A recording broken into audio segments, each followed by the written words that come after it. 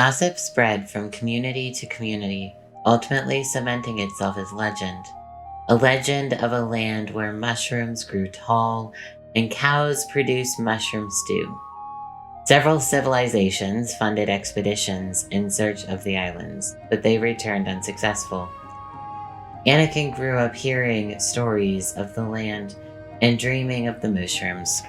As a young man, Anakin joined a ship's crew, hoping to one day find the land. Less than a year on the seas, and a group of pirates boarded the ship Anakin was on.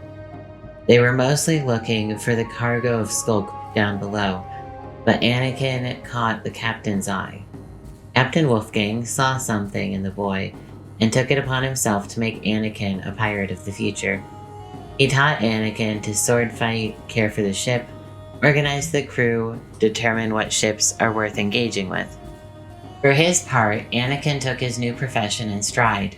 While not his original plan, piratism offered an alternative route to his goal.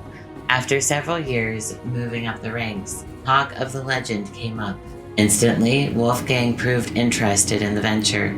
When docked in ports or consorting with other pirates, the duo asked about the land of Mooshrooms, and it wasn't long before they started making progress. A shady politician who knew a nun who smuggled for a pirate who'd once visited the island. It took a while to hunt her down, but ultimately they brokered a deal.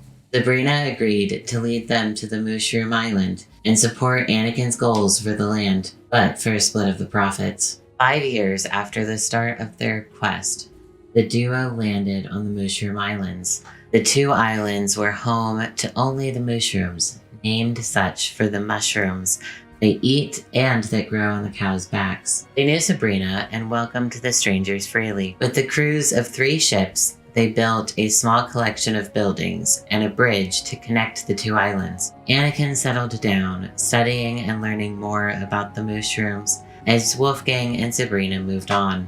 A small collection of crew members agreed to stay on the island with Anakin, and before long, production was in place. Anakin didn't want to disturb the mushrooms too much, leaving them free to wander the islands as they pleased. Several times a day, the crew goes out to milk the mushrooms, collecting chests full of mushroom stew. Over the years, they learned how to help mushrooms give birth and identify aging cows. The next time Sabrina and Wolfgang visited, the small crew had 2 prepared exports: mushroom stew and mushroom meat. They took the cargo and dropped it off to various lands, royalty and the elite mostly, as the rarest foods in the world. Before long, demand grew and Anakin was prepared to respond. The crew kept the herd to a reasonable size. Keeping the supply limited, and refused to allow a mushroom to leave the island, but they still maximized exports. Now, ships come to the island weekly to pick up large amounts of mushroom stew and small amounts of meat. While still expensive, mushroom stew can be found at special occasions in lands around the world. What was once considered a legend is now a known fact, and Anakin lives among the animals he dreamed of as a child.